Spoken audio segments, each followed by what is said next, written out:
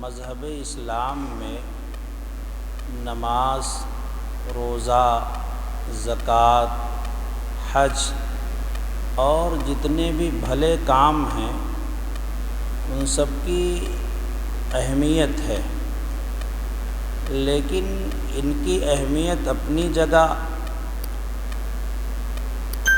اور اللہ کی نگاہ میں اس کی ایک حقیقت ہے، مگر مذہب اسلام کے اندر نماز روزے کے علاوہ ایک اور ثواب کی جو چیز ہے اس کی بڑی اہمیت اللہ کے نبی جناب رسول اللہ صلی اللہ علیہ وسلم نے بیان فرمائی ہے، اور وہ ہے خدمت خلق، لوگوں کے کام آنا، پریشان لوگوں کی مدد کرنا۔ اگر کوئی آدمی مصیبت زدہ ہے تو مصیبت میں، اس کی پریشانیوں میں اس کی ضرورت بن کر ابھرنا، اگر کوئی رو رہا ہے تو اس کے مسکرانے کا سامان فراہم کرنا، یا یتیم ہے کوئی، بیوہ کوئی وہ ہے، کوئی غریب ہے، مسکین لاچار ہے، تو اس کی جو ضرورتیں ہیں ان کے تکمیل کی کوشش کرنا، یہ شریعت اسلامیہ کی نگاہ میں بہت بڑے ثواب کا حامل ہے۔ جناب رسول اللہ صلی اللہ علیہ وسلم ابھی نبی نہیں بنائے گئے تھے کہ اسی زمانے میں ایک کمیٹی بنائی گئی جس کا نام تھا حلف الفضول۔ اس کا مقصد یہ تھا کہ اس کمیٹی کے تحت ظلم کا خاتمہ کریں گے، انصاف کو رواج دیں گے، پریشان حال لوگوں کی مدد کریں گے۔ حضور پاک صلی اللہ علیہ وسلم پابندی سے اس کی مجلس میں شریک ہوتے تھے۔ نبوت ملنے سے پہلے کی بات ہے، آپ ہی کا ارشاد ہے، ارحموا من فی الارض یرحمکم من فی السماء، تم زمین والوں پر رحم کرو، آسمان والا تم پر رحم کرے گا، کرو مہربانی تو اہل زمین پر خدا مہرباں ہوگا عرش بری پر۔ ترمذی شریف کی ایک روایت ہے، پیغمبر صلی اللہ علیہ وسلم فرماتے ہیں کہ گزرگاہ میں یعنی راستے میں ایک پیڑ تھا جس کی ایک شاخ راستے میں لٹکی ہوئی تھی۔ جو لوگ گزرتے تھے یہ شاخ انہیں پریشان کرتی تھی، کسی کی پگڑی میں پھنس جاتی تھی، کسی کی ٹوپی گر جاتی تھی، کوئی سواری پر سوار جاتا تھا تو اسے چوٹ لگ جاتی تھی۔ ایک بندے کے دماغ میں خیال آیا کہ کیوں نہ لوگوں کو اس پریشانی سے میں نجات دے دوں، چنانچہ اس نے کلہاڑی لی، شاخ کو اس نے کاٹ دیا۔ پیغمبر یہ فرماتے ہیں کہ اس نے اللہ کے بندوں کی پریشانی کو چونکہ دور کیا تھا، اس کے اسی عمل کی وجہ سے اللہ نے اس کا بیڑا پار فرما دیا اور اس کی مغفرت فرما دی۔ حضور صلی اللہ علیہ وسلم فرماتے ہیں، بخاری شریف کی روایت ہے کہ خاتون ہیں، بد کردار ہیں، گنہگار ہیں، غلط کام کرتی ہیں۔ بنی اسرائیل کا واقعہ نبی نے بیان کیا، لیکن بہرحال اندر انسانیت رہتی ہے تو کبھی نہ کبھی بیدار ہو جاتی ہے۔ گنہگار عورت جا رہی ہے، اس نے دیکھا کہ آبادی سے بہت دور کوئی کتا پڑا ہوا ہے، زبان پیاس سے باہر نکلی ہوئی ہے، حالانکہ کنواں وہاں ہے، لیکن اب کتا تو بہرحال ایسا ہے نہیں کہ وہ پانی کے لیے خود ہی اپنا نظام بنا سکے۔ تو اس خاتون نے سوچا کہ میں لاؤ پانی پلاؤں، اب ڈول نہیں، رسی نہیں، تو پانی کیسے نکالتی؟ دماغ میں بات آئی تو اپنے دوپٹے کو انہوں نے رسی بنایا اور اپنا موزہ نکال کر کے اس کو ڈول کا وہ بنایا قائم مقام، اور پانی لٹکا کر کے نکالا اور کتے کو پانی پلا دیا، وہ اٹھ کر کے کھڑا ہو گیا۔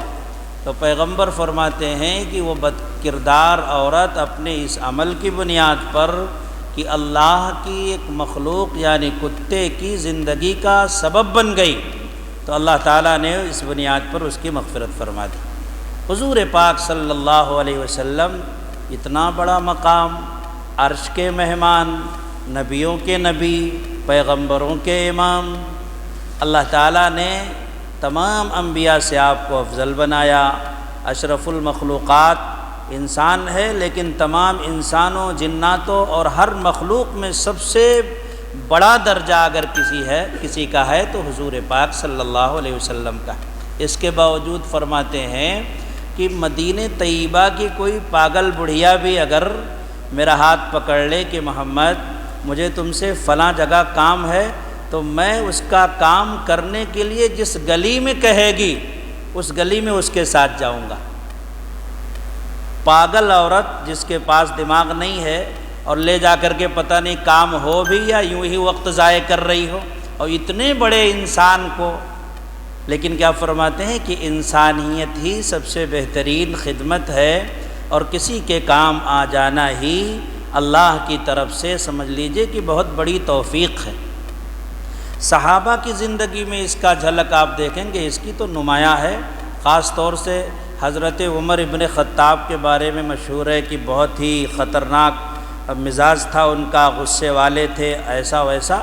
اس کے باوجود ٹھیک ہے مزاج میں غصہ تھا، لیکن حق کی خاطر غصہ کرتے تھے، باطل کے لیے نہیں غصہ کرتے تھے۔ ان کے بارے میں آتا ہے کہ رات کو نکل جاتے تھے اپنے خلافت کے زمانے میں، خلیفہ کوئی گاؤں کا پردھان نہیں، تحصیل کا کوئی ایم ایل اے نہیں یا ایم پی نہیں، کوئی خلیفۃ المسلمین 22 لاکھ مربع میل پر جس کی حکومت، رات کو نکل جاتے کیوں؟ تاکہ میں دیکھوں تو صحیح کہ کوئی پریشان حال اگر ہو تو میں اس کی پریشانی کو دور کروں، کوئی زخمی ہے تو اس کے زخموں کا مداوا بن جاؤں۔ کہتے ہیں کہ ایک رات پریشان حالوں کی پریشانی کی خبر گیری کے لیے نکلے تھے تو دیکھا کہ ایک خیمہ لگا ہوا ہے، کوئی مسافر ہیں، یہاں انہوں نے قیام کر رکھا ہے، اندر سے کراہنے کی آواز آ رہی ہے اور شوہر جو ہے وہ باہر بیٹھا ہوا ہے۔ تو میں نے جا کے پوچھا کہ جناب والا کیسے بیٹھے ہیں آپ، اور یہ آواز کیسی آ رہی ہے؟ کوئی بیمار ہے، کوئی پریشان حال ہے خیمے میں؟ تو بڑے میاں نے کہا کہ بھئی آپ جائیے، آپ سے کیا کام؟ کہنے لگے نہیں میں یہیں کا باشندہ ہوں، آپ مسافر ہیں، ہو سکتا ہے میں آپ کی کوئی مدد کر سکوں۔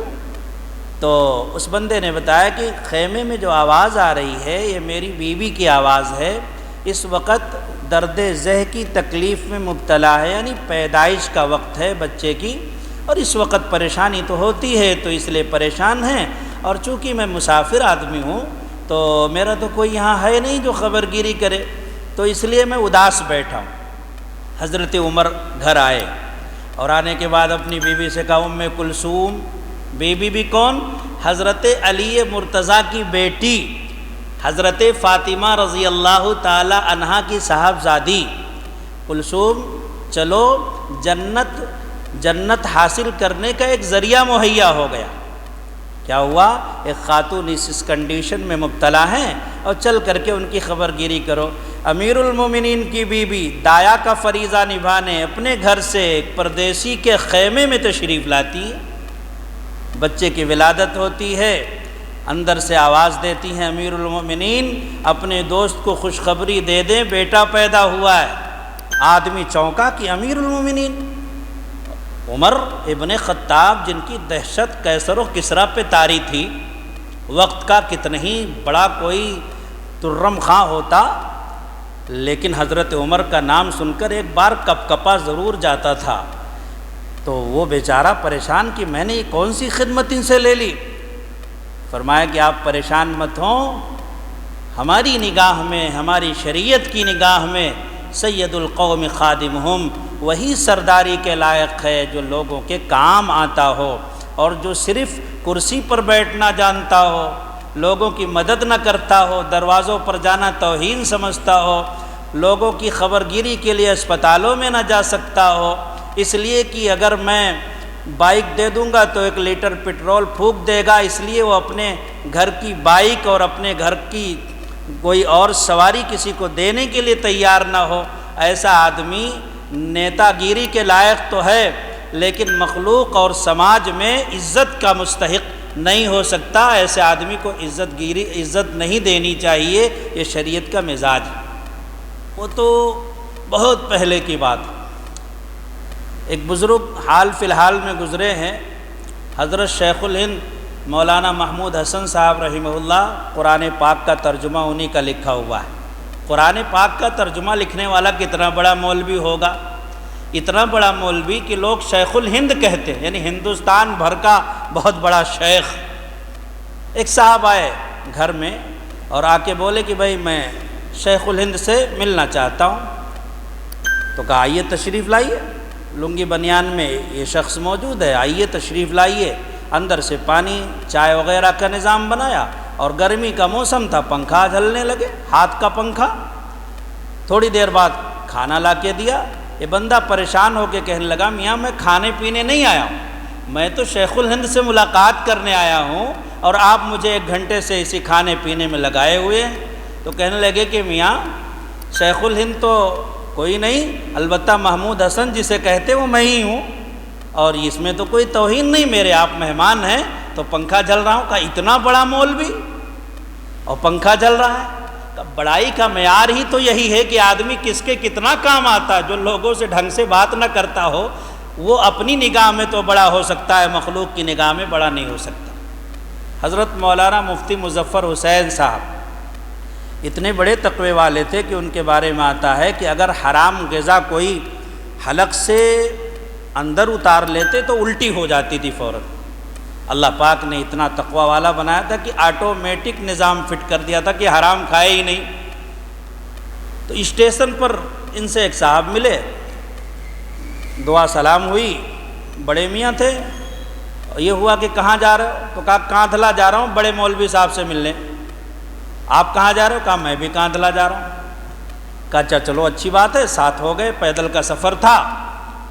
تو کہا میاں آپ کے پاس جو زیادہ سامان ہے، آپ بوڑھے آدمی ہو، لاؤ مجھے دے دو، میں سر پہ اٹھا لیتا ہوں۔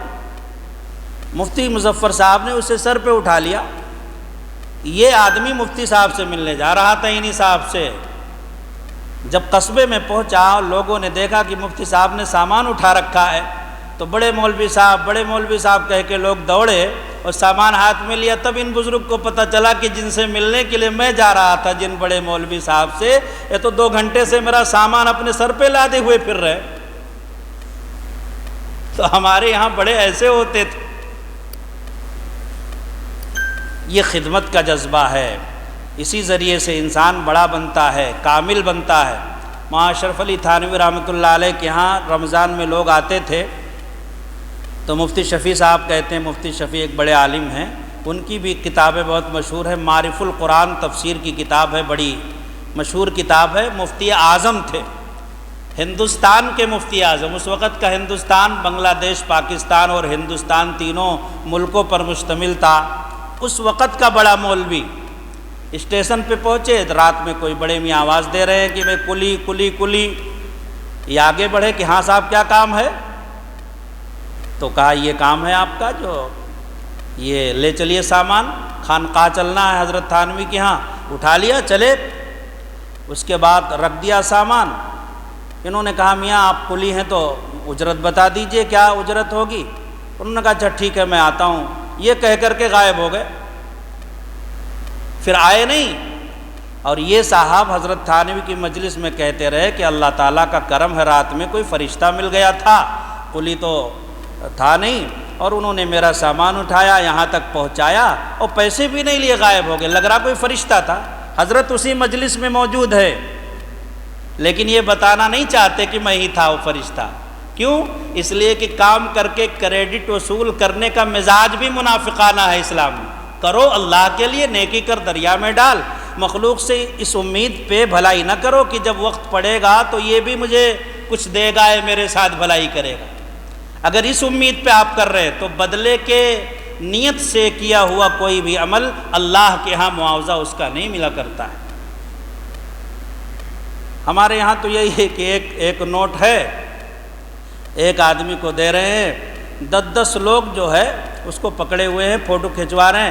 اب اس نوٹ سے کیا اس کا بھلا ہوگا؟ لیکن بات ایک کمبل ڈال رہے ہیں تو اب سردی سے بچانے کے لیے 20 لوگ کھڑے ہو کر کے گروپ میں فوٹو کھنچوا رہے ہیں۔ اب کمبل سے اس کی جان پتہ نہیں بچے گی کہ نہیں بچے گی، غیرت سے ضرور مر جائے گا بیچارہ۔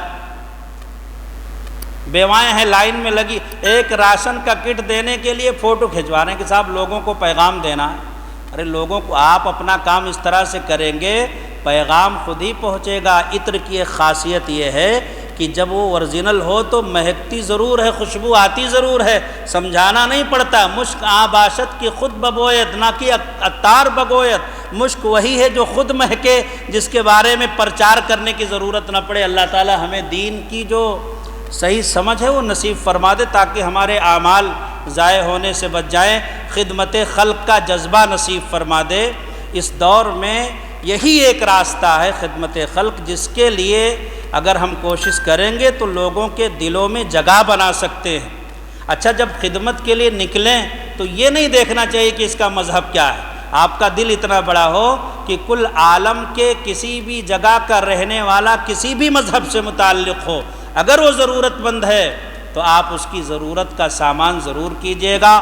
قدم قدم پہ اجالے اتر کے آئیں گے، تیرے نصیب میں تارے اتر کے آئیں گے، سہارا بن کے نکل گھر سے بے سہاروں کا، تیری مدد کو فرشتے اتر کے آئیں گے۔ وآخر دعوانا ان الحمدللہ۔